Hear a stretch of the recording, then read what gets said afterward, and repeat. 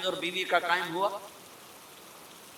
اور دنیا میں بھی آخری رشتہ خامند بیوی رہ جاتا ہے. پتران دی شادی ہو گئی، دھیان دی بھی شادی ہو گئی، بڈھا بڈھی کلے بیٹھے. ہمارے دیش کی کہانی کیا، میرے گھر کی کہانی. میں تبلیغ میں، میرا چھوٹا بھائی لاہور میں، بہنیں اپنے گھر، ماں پیو کلے بیٹھے ہوئے، ہمارے پاس آنے کے لیے تیار نہیں، اپنی جگہ چھوڑنے کے لیے تیار نہیں. پھر باپ فوت ہو گئے تو ہم نے منتیں کر لی اپنی ماں کی کہ میں فیصل آباد میں رہتا ہوں، میرا بھائی لاہور میں ہوتا ہے، کہ ساڈے کو آ جاؤ نہ پتر، میں تھوڑے پیو دی جا نہیں چھڑ. نہیں آئے ہمارے پاس، تنہا زندگی گزار دی. ہم تو آئے مہمانوں کی طرح، آئے اور چلے گئے، تنہا زندگی گزار دی. تو پہلا رشتہ خامند اور بیوی، آدم اور حوا. پھر دنیا میں بھی اگر زندگی ہے، پہلے مر جاؤں تو الگ بات ہے، اگر زندگی ہے تو پھر آخری رشتہ خامند اور بیوی. اور جنت میں جا کے ہمیشہ کا رشتہ خامند اور بیوی. ہر آدمی اپنی بیوی کے ساتھ اور ہر عورت اپنے خامند کے ساتھ جنت میں جوڑا جوڑا ہوں گے. بچے اپنی جنت میں، ماں باپ اپنی جنت میں، ساس سسر اپنی جنت میں، بھائی بہن اپنی جنت میں. جنت میں بھی خامند اور بیوی کا اللہ نے ساتھ بنایا ہے. یہ رشتہ سب سے اہم رشتہ ہے.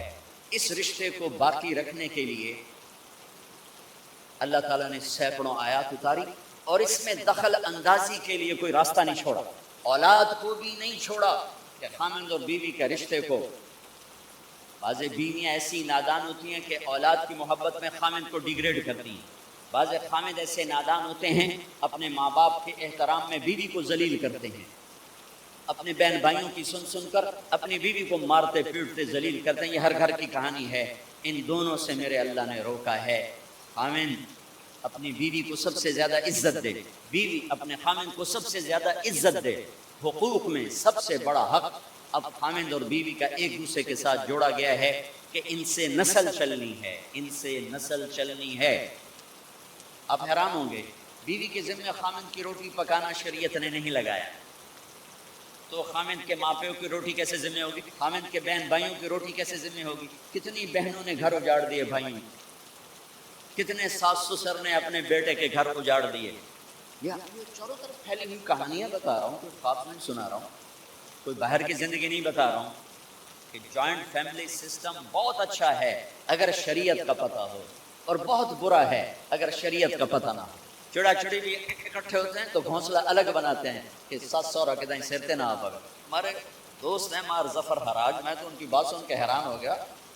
کوئی دین کا پتہ کوئی نہیں، شریعت کا پتہ کوئی نہیں. وہ شریف آدمی، ہمارے قریب قریب پڑوسی ذمہ دار ہیں. تو ان کے بیٹے کا نکاح پڑھا ہے، میں کہ جیسے ابھی عزیز کا نکاح پڑھا ہے، ان کے بیٹے کا نکاح تھا. تو ابھی مہمان نہیں آئے تھے تو ہم ایسے بیٹھے تھے، تو مجھ سے کہنے لگے مولانا صاحب میری بیگم میں نے آخیا کہ گل سن آپ ہوں ہنڈ گئے ہیں، ان کر میرے پتر دا گھر وکھرا بنا. او نوے اسا کہے دی دھی لائے تے آئیے تو مڑا سائیں تے سر تے بیٹھے ہوئیے، پہلے میرے پتر دا گھر وکھرا بنا، او دی ڈولی وکھری لایا تو مڑ میں شادی کر سا پتر. چلو وہ تو طاقت رکھتے تھے، انہوں نے الگ گھر بنایا. شریعت نے یہ عورت آنے والی لڑکی کا حق رکھا ہے کہ اگر خامند کے پاس طاقت ہے تو اس کو الگ گھر دے. اگر وہ ڈیمانڈ کرے کہ آپ مجھے الگ گھر لے کر دیں تو یہ ماں باپ کی نافرمانی نہیں، یہ حق تلفی اس آنے والی کا حق ہے کہ اس نے تیری نسل کو سنبھالنا ہے. اگر یہ ساس کی بھی سنیں، سسر کے بھی سنیں، نندوں کے بھی سنیں، دیور کے بھی سنیں، پھر تیرے بھی سنیں، تو یہ تو پاگل ہے. یہ بچے کہاں سے پالے گی؟ یہ بچوں کی تربیت کب کرے گی؟ یہ تو دن کو روئے گی کہ سس ہے آکھے، رات کو روئے گی سو رہے آکھے، اگلے دن آکھے گی میں نے تو تیری بہن ہے آکھے ہے. تو اس کو تو بچے پالنے کا وقت نہیں. ہماری نسل کیوں برباد ہو گئی کہ ماؤں نے اپنی ڈیوٹی چھوڑ دی ہے. 3 سال کا بچہ اسکول میں ڈال دیں، بلا سکول والوں کیڑی فکر ہے، انہوں نے پیسے لے کے انہوں کھڈاونا. میرے نبی نے کہا 7 سال تک تو نماز بھی نہ کہو، گلے سے لگا کے رکھو. 7 سال تک نماز بھی نہ کہو، بس اس کو قریب کرو قریب کرو قریب کرو. 10 سال میں جا کے نماز کہو. 3 سال کے بچے کو ڈالتے ہیں اسکولوں میں، اس کے لاشعور میں ماں باپ سے نفرت پیدا ہو جاتی ہے. یہ میری اب بیتی ہے، اللہ نے مجھے تبلیغ میں لگا دیا تو شریعت پڑھنے کے بعد اللہ نے میرا سر جھکا دیا، میں تو بالکل باغی ہوتا.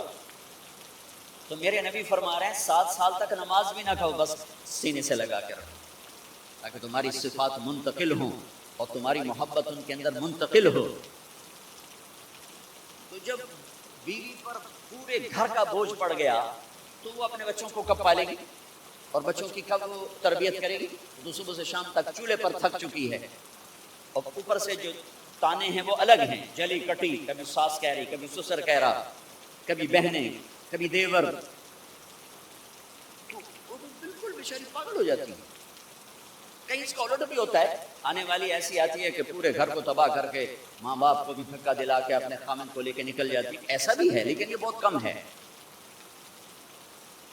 ابتدائی رشتہ خامند اور بیوی ہے، خامند اور بیوی یہ ابتدائی رشتہ ہے۔ اللہ نے آدم کو بنایا اور حوا کو ساتھ بیوی بنایا، اولاد بعد میں دی۔ اور ایک اور بات، آدم کو بنا دیا مٹی کا پتلا اکٹھا کر کے، مٹی اکٹھی کر کے پتلا بنا دیا، 40 سال کے بعد روح ڈالی، چل بھائی جا جنت، اور اکیلے بھیج دیا، بیوی نہیں دی۔ حالانکہ اللہ چاہتا تو ساتھ ہی حضرت حوا کی مٹی کا ڈھیر بھی لگا دیتا، اس کا پتلا بھی تھپ دیتا، فرشتوں سے پھکوا دیتا، اور پھر 40 سال کے بعد دونوں کو اکٹھا جنت میں ڈالتا۔ بہت سارے پیغام اس میں، بہت سارے پیغام، تاخیر، ساتھ نہیں بنایا، دیر سے بھیجا، انتظار قدر کو بڑھانے کے لیے کہ عورت کی قدر کرنا، کمزور ذات ہے، کمزور مخلوق ہے، قدر کرنا۔ دوسرا، پہلے دن پتلا نہیں بنایا کہ ننگا پڑا ہو، عورت کا پتلا ننگا ہو، مٹی کا ہو، پتھر کا ہو، تو اس میں کیا کشش؟ تو ان مرد کے لیے کشش کوئی نہیں، تو فرشتوں کو کیا کشش؟ پہلے دن سے عورت کو پردے میں بنایا، بے پرد نہیں کیا، بے پرد نہیں کیا، اس کا پتلا نہیں بنایا، اسے ننگا نہیں چھوڑا، اس کو پہلے دن سے کورڈ۔ اور کیسے بنایا؟ فرشتوں کو کی آنکھوں پہ پردہ اور آدم کو سلا دیا۔ آدم علیہ السلام سوئے ہوئے ہیں، فرشتوں کی آنکھوں کے سامنے پردہ ڈال دیا گیا۔ جب آدم اٹھے ہیں، اور ایک اور بات، جنت میں رہ کر بھی آدم علیہ السلام کا دل نہیں لگتا تھا، اداس اداس رہتے تھے۔ اماں آئی تو باپے کا دل لگا، تو اداس رہتے تھے جنت میں۔ جب آنکھ کھلی تو اپنے لیفٹ سائڈ پہ ایک خاتون، سر سے لے کر پاؤں تک لباس۔ آپ نے سنا ہے نا، یوسف علیہ السلام دنیا میں سب سے خوبصورت ہستی پیدا کیے گئے، یہ مردوں میں، عورتوں میں سب سے خوبصورت حضرت حوا کو پیدا کیا۔ کون ہے؟ کہتے ہیں اللہ کی آدم تیری بیگم، کون ہے تیری بیگم؟ نکاح پڑھایا، پھینکا آدم مہر ادا کرو۔ تو انہوں نے پوچھا کیا مہر دوں؟ تو وہاں تو سونا چاندی ڈھیر لگے پڑے تھے۔ اللہ تعالیٰ کہتے دامن سونا جا کے دے دے۔ میرے اللہ نے کہا تیری نسل میں میرا آخری حبیب آنے والا ہے، اس پہ ایک دفعہ درود پڑھ دے، یہ مہر۔ سیدھے ہاتھ میں برکت ہے، پیدا کیا الٹی طرف سے۔ الٹی طرف سے کیوں پیدا کیا ہے؟ کہ الٹی طرف دل ہے، اور دل کے نیچے جو پسلی ہے وہاں سے پیدا کیا۔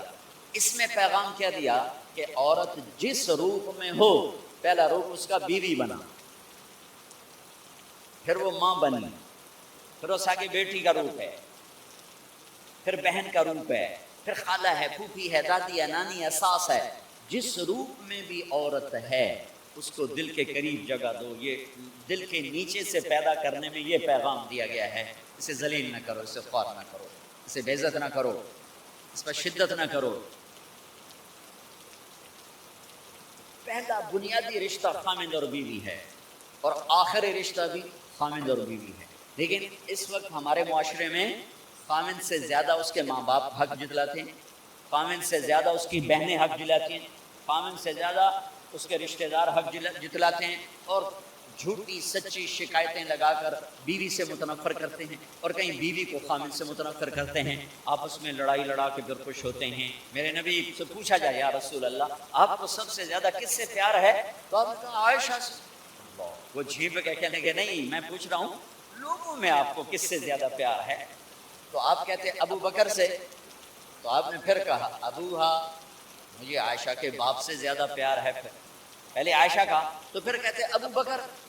صحابہ کہا نہیں، ابوہا، مجھے عائشہ کے باپ سے سب سے زیادہ پیار ہے۔ یہ آپ کو میسج دیا ہے کہ گھر کی زندگی کیسے ہوتی ہے، کوئی عشق نہیں چڑھا ہوا تھا، میسج ہے نا۔ ہم عائشہ چھوٹی عمر کی تھی، ان کو آٹا گوندھ کے دیتے تھے، آٹا گوندھ کے دیتے تھے، پھر جب ان کو آٹا گوندھنا آ گیا پھر چھوڑ دیا، پھر ان کو سامنے بٹھا کر لقمے بنا کے کھلاتے تھے۔ پھر ہم عائشہ رضی اللہ تعالیٰ عنہ کوئی گوشت کا ٹکڑا، وہاں بڑے بڑے گوشت کے ٹکڑے پکائے جاتے تھے، تو کوئی گوشت کا ٹکڑا اٹھایا اور ایسے 2-4 جگہ سے نوچا اور پھر رکھ دیا، سارا کھایا نہیں جاتا تھا، تو اللہ کے نبی اسی کو اٹھاتے اور حضرت عائشہ کو دکھا کر جہاں سے حضرت عائشہ نے نوچا ہوتا تھا وہاں سے یوں کاٹ کے دکھاتے تھے. پھر حضرت عائشہ رضی اللہ تعالیٰ نے گلاس اٹھایا پانی پینے کے لیے، جہاں ہونٹ لگائے پہ گلاس رکھ دیا. بڑے بڑے گلاس ہوتے تھے تو حضرت ہمارے نبی اٹھاتے تھے، جہاں عائشہ کے ہونٹ لگے ہوتے تھے وہاں ہونٹ لگا کے پانی پیتے تھے. یہ آپ کو سکھانے کے لیے ہے. اپنے گھر والوں کے ساتھ بیٹھ کے کھانا کھاتا.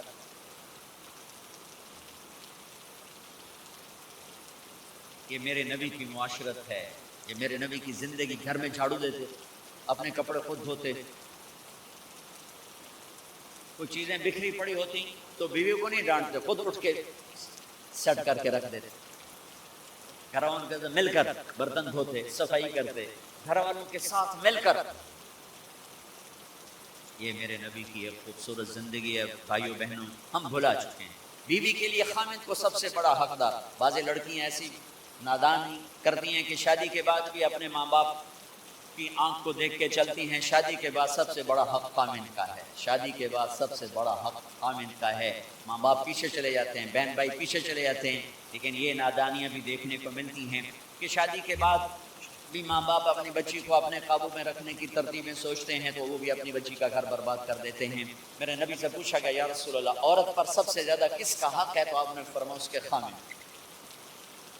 ایک خاتون ہے، یا رسول اللہ میری شادی ہو رہی ہے تو میرے اوپر میرے خامد کا کیا حق ہے؟ تو آپ نے ارشاد فرمایا تیرے خامد کے جسم پر زخم ہو، زخموں میں پیپ پڑ جائے اور تو اپنی زبان سے چاٹ کے زخم صاف کرے تو تو نے اپنے خامد کا حق ادا نہیں کیا. خامد کو سمجھایا کہ سب سے بہترین مسلمان وہ ہے جو بیوی سے اچھا سلوک کرتا ہے، اور میرا سب سے اچھا سلوک ہے اپنی بیویوں کے ساتھ. یعنی قاب قوسین او ادنا آپ کا مقام ہے. اللہ پاک کا دیدار اپنی آنکھوں سے کیا ہوا ہے، اور آپ ہمیں معاشرت سکھا رہے ہیں کہ ایک جہاد کے سفر سے واپس آ رہے ہیں. ہم عائشہ ساتھ ہیں تو آپ نے صحابہ سے کہا بھائی آگے چلے جاؤ. سارے آگے چلے گئے. جب سارے نظروں سے غائب ہو گئے تو آپ نے کہا عائشہ دوڑ لگاؤ گی میرے ساتھ؟ عائشہ نے نہیں کہا، میرے نبی نے کہا دوڑ لگاؤ گی. آج کل کا کوئی علامہ بھی یہ نہیں کرے. عائشہ دوڑ لگاؤ گی میرے ساتھ؟ کہا جی لگاؤں گی. تو دوڑ لگائی. بس عائشہ فرماتی میں آگے نکل گئی، اللہ کے نبی پیچھے رہ گئے. چاہے آپ جان بوجھ کے آستہ ہوئے ہوں ان کی دل جوئی کے لیے. کچھ سال گزر گئے، پھر جہاد کے سفر سے واپسی ہو رہی ہے تو آپ نے صحابہ سے کہا بھائی آگے چلے جاؤ. سارے آگے چلے گئے، غائب ہو گئے. عائشہ دوڑ لگائیں؟ کہا جی لگائیں. تو فرمایا کہ ان دنوں میں ذرا موٹی ہو گئی تھی، جب دوڑ لگائی تو اللہ کے نبی آگے نکل گئے. تو پھر آپ نے کہا عائشہ ہذہ بتلک، عائشہ اب تیرا میرا حساب برابر ہو. اس دفعہ تو آگے نکل گئی، آج میں آگے نکل گیا. یہ میرے نبی کی معاشرت ہے. بھری محفل میں کہہ رہے ہیں مجھے عائشہ سے سب سے زیادہ پیار. اور عرب میں عیب تھا، جیسے ہمارے بھی عیب ہے کہ کوئی بھری محفل میں کہ مجھے بیوی سے سب سے زیادہ پیار. تو تیری ماں کتنے گئی؟